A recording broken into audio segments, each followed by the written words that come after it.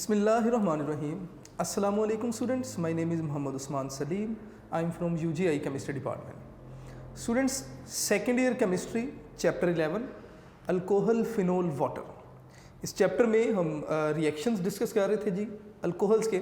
हमने अल्कोहल्स के different reactions देखे जिसमें reaction due to OH bond breakage, reaction due to CO bond breaking, इसके अलावा oxidation reaction, dehydration reaction.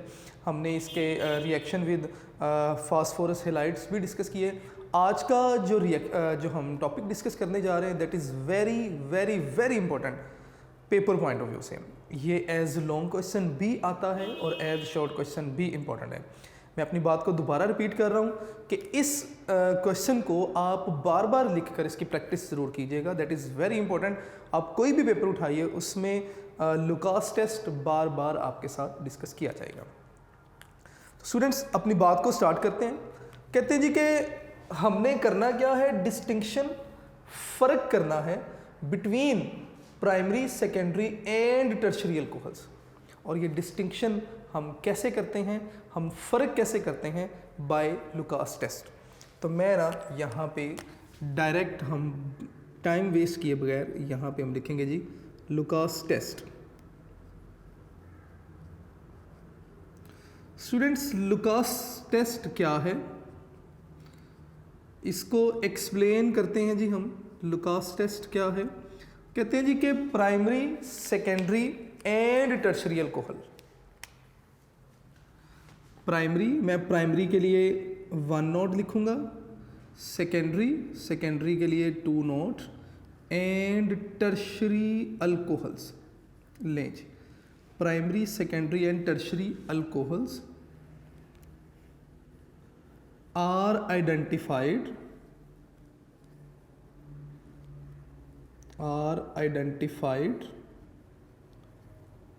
and distinguished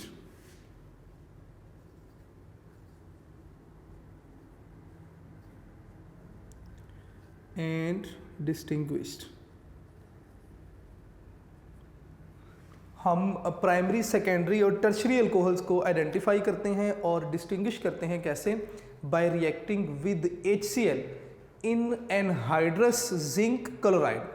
HCl और anhydrous zinc chloride के साथ. तो मैं यहाँ पे बात अपनी कंप्लीट करूँगा. पहले distinguish bye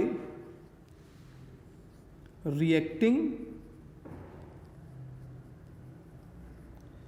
with concentrated HCl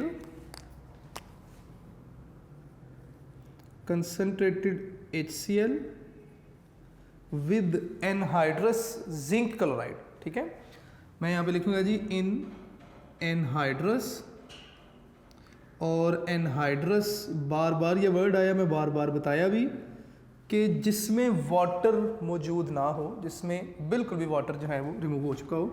anhydrous zinc chloride, मैं इसे ड्राई जिंक क्लोराइड भी कह सकता हूँ. ये जो मैंने लिखा ना कंसनट्रेटेड HCl और एनहाइड्रस जिंक क्लोराइड, इसे आप लुकास रिएजेंट भी कहते हैं. मैं यहाँ पे ना इसे इनक्लोज कर देता हूँ. इसे बेटे आप लुकास रिएजेंट भी कहते हैं. मैं यहाँ पे लिख देता हूँ जी Lucas reagent.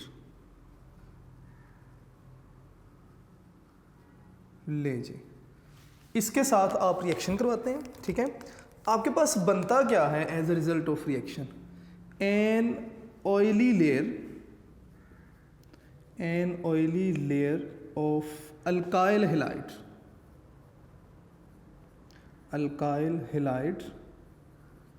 Form. Alkyl halide की ऑयली लेयर बन जाती है जो कि ये बताती है कि आपके पास अल्कोहल्स हैं या कोई और कंपाउंड है. इसके अलावा अल्कोहल्स के अलावा आपके पास प्राइमरी अल्कोहल है, सेकेंडरी अल्कोहल है, टर्शरी. मतलब कि आप अब ज़रा इसकी स्टेटमेंट को देखें, इसमें बड़ी इंपॉर्टेंट बात लिखी हुई है. उन्होंने कहा जी कि alcohols are identified and separate distinguished. सबसे पहले आइडेंटिफाई कहा, फिर डिस्टिंग्विश कहा. आइडेंटिफाई का मतलब अगर आपके पास कोई कंपाउंड है और आपसे कहा जाए कि बताएं इनमें से अल्कोहल कौन सा है, तो आप अल्कोहल की आइडेंटिफिकेशन करेंगे.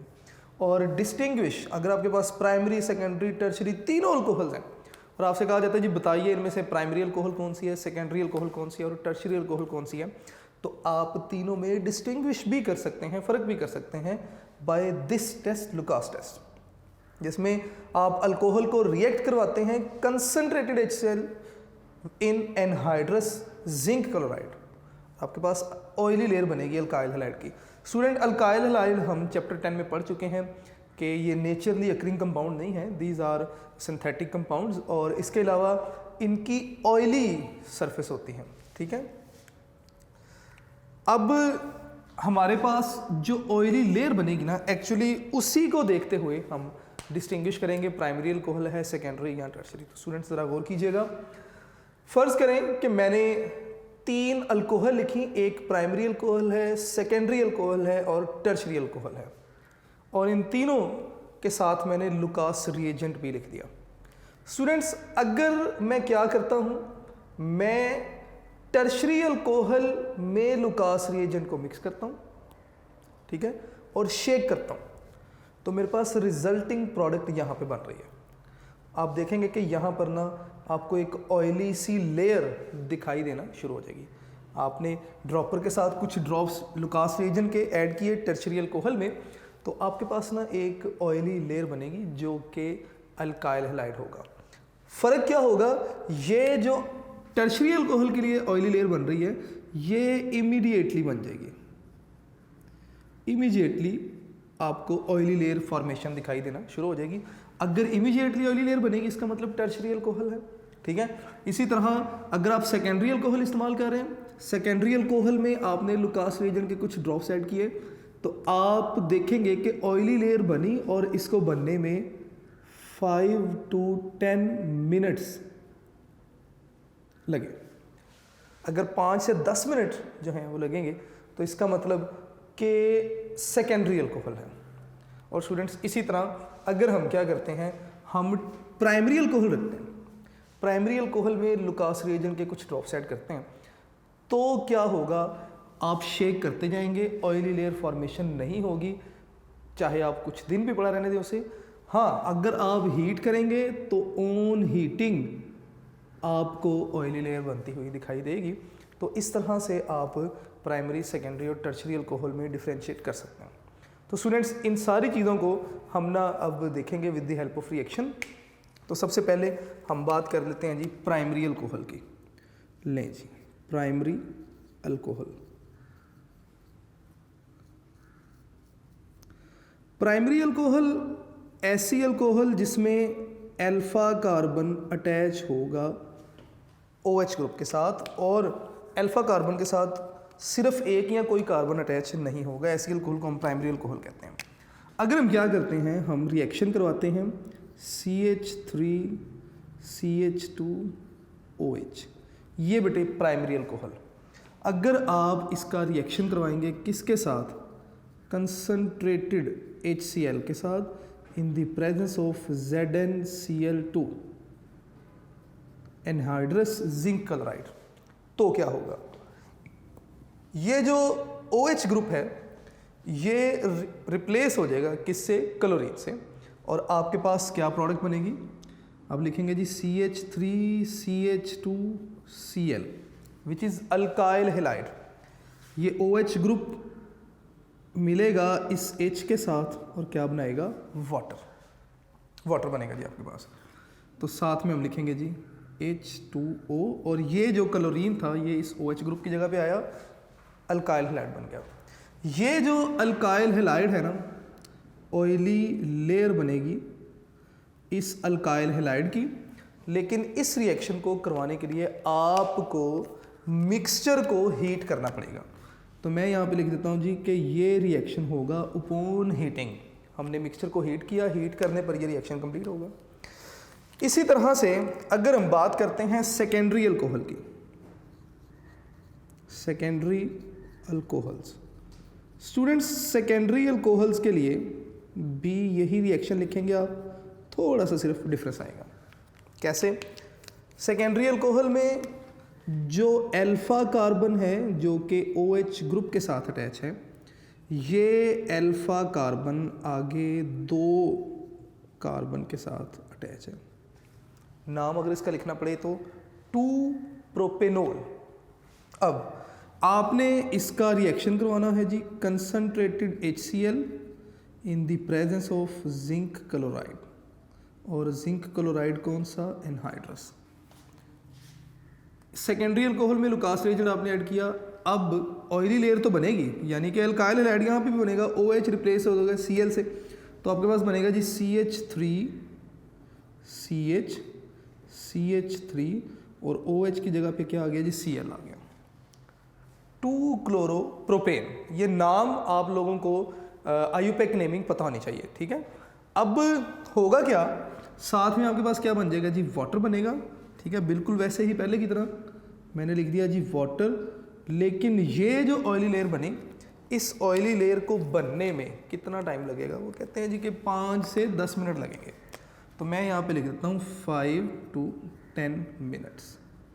आप 5 to 10 मिनट्स एक टेस्ट ट्यूब लें, उसमें secondary alcohol Lucas reagent add किया, उसमें ऐड किया, 5 to 10 मिनट्स चेक करें तो ऑयली लेयर बनेगी, ठीक है। नाम आप लोगों ने इसका खुद से लिखना है। ये बुक में इसे सेकेंडरी अल्काइल हैलाइड लिखा हुआ है, लेकिन आयुपेक नेम 2 क्लोरोप्रोपेन। अब आ जाते हैं जी टर्शरी अल्कोहल पर। स्टूडेंट्स, टर्शरी अल्कोहल जो है ना,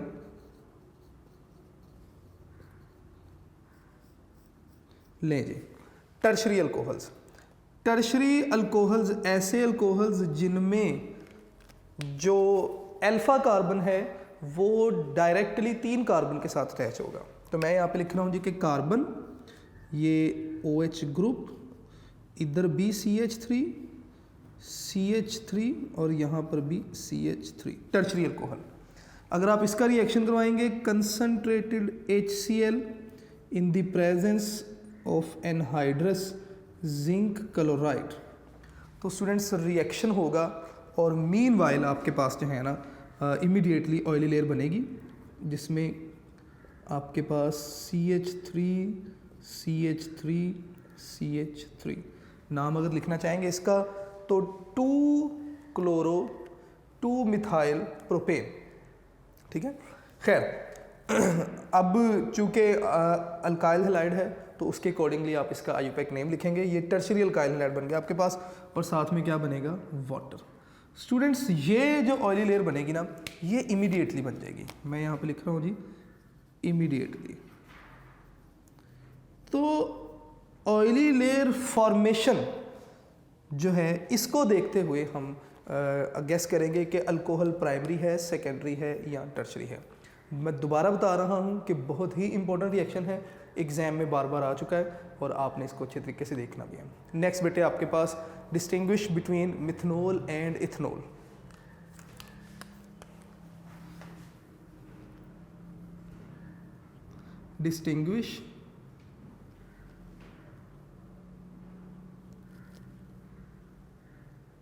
डिस्टिंग्विश का मतलब फर्क करना, किस किस के दरमियान, बिटवीन मिथनॉल, ले जी मैं यहाँ पे लिख रहा हूँ जी मिथनॉल एंड इथनॉल, कि हमने मिथनॉल और इथनॉल में डिस्टिंग्विश करना है, फ़र्क करना है। ले जी स्टूडेंट्स, ये भी एज शॉर्ट क्वेश्चन बार बार एग्जाम में आया हुआ है, ठीक है, तो इसे आप लोग ज़रूर देखिएगा। इसे ना हम आयोडोफॉर्म टेस्ट भी कहते हैं, आल्सो कॉल्ड आयोडोफॉर्म टेस्ट। मैं यहाँ पे लिख देता हूँ जी आयोडोफॉर्म टेस्ट।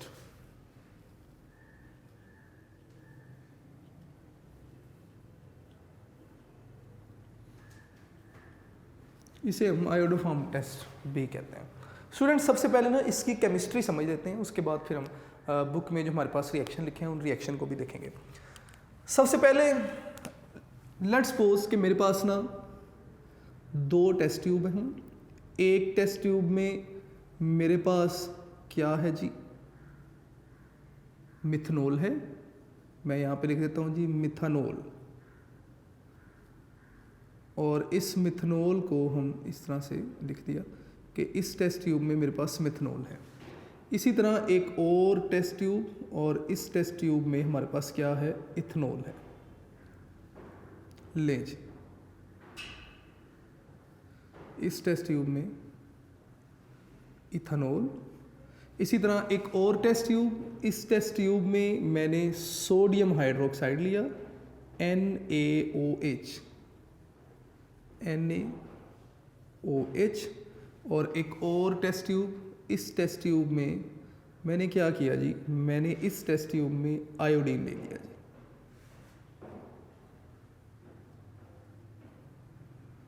ले जी, आयोडीन जो कि डार्क ब्राउनिश से कलर में होगा, ठीक है।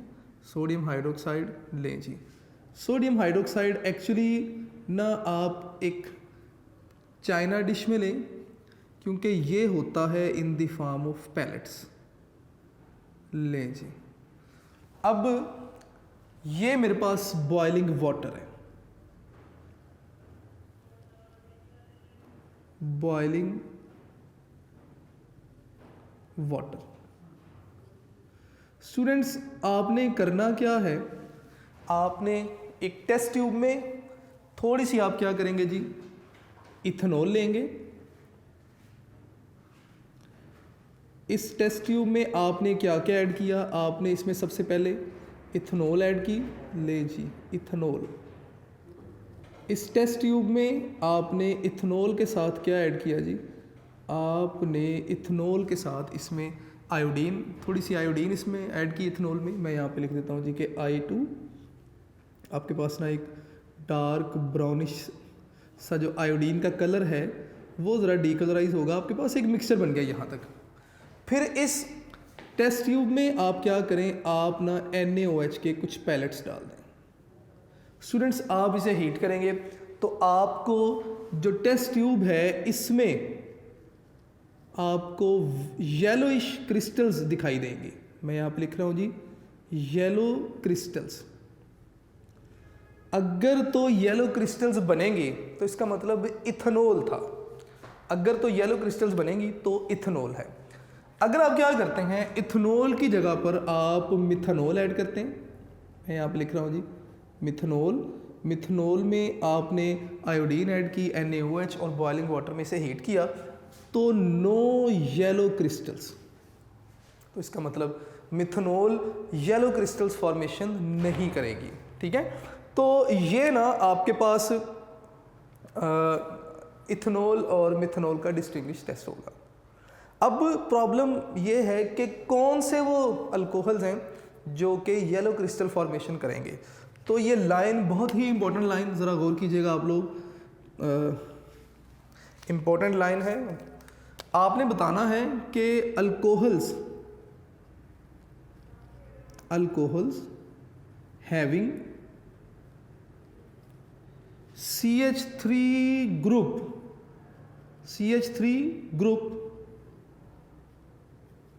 with alpha carbon show this test। कि ऐसी अल्कोहल्स जिनमें अल्फा कार्बन के साथ CH3 ग्रुप अटैच होगा, सिर्फ वही अल्कोहल्स ये रिएक्शन शो करेंगी। अब अगर आप मिथेनॉल लिखेंगे ना तो मिथेनॉल में अल्फा कार्बन के साथ कोई भी CH3 ग्रुप अटैच नहीं होता, क्योंकि मिथेनॉल वैसे ही एक कार्बन की अल्कोहल है। वो एक कार्बन खुद अल्फा कार्बन है, उसके साथ फर्दर कोई कार्बन अटैच नहीं है, तो मिथेनॉल ये रिएक्शन शो नहीं करती। स्टूडेंट्स, अब हम ना इसका रिएक्शन देखते हैं जी अकॉर्डिंग टू द बुक। अगर हम इथेनॉल लिखते हैं तो कहते हैं जी कि इथेनॉल, सबसे पहले ना हम इथेनॉल के लिए लिख लेते हैं कि अगर हम इथेनॉल के लिए ये रिएक्शन लिखेंगे तो होगा क्या कि C2H5OH या CH3CH2OH इथेनॉल है। आप क्या करते हैं, आप इसमें आयोडीन ऐड करते हैं। तो मैं यहाँ पे लिख देता हूँ जी कि आयोडीन, और आप इस आयोडीन में साथ ही साथ NaOH भी ऐड करते हैं प्लस NaOH।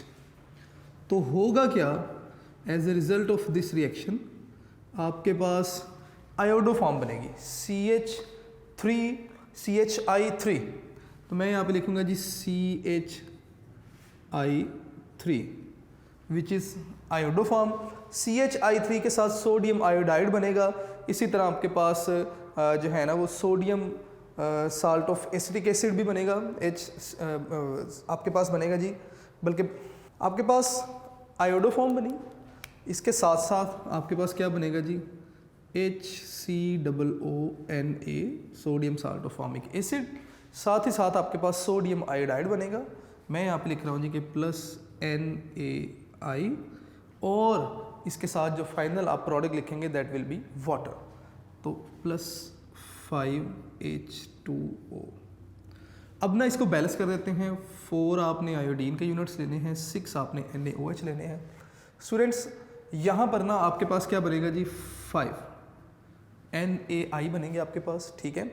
इसी तरह आपने 5 आपके पास H2O बनेंगे, 5 ही वाटर बन गए। बाकी बैलेंस करने के लिए आप क्या लिखेंगे जी, 5 NaI 5 H2O, और बाकी अगर आप देखेंगे सोडियम 6 हैं तो 5 सोडियम यहाँ पर आ गए, 1 सोडियम ये बैलेंस हो गया। इसी तरह आयोडीन कितने हैं जी, 8 हैं, 5 आयोडीन +3 बाकी बैलेंस हो गया जी। तो ये आपके पास बैलेंस केमिकल इक्वेशन बनेगी।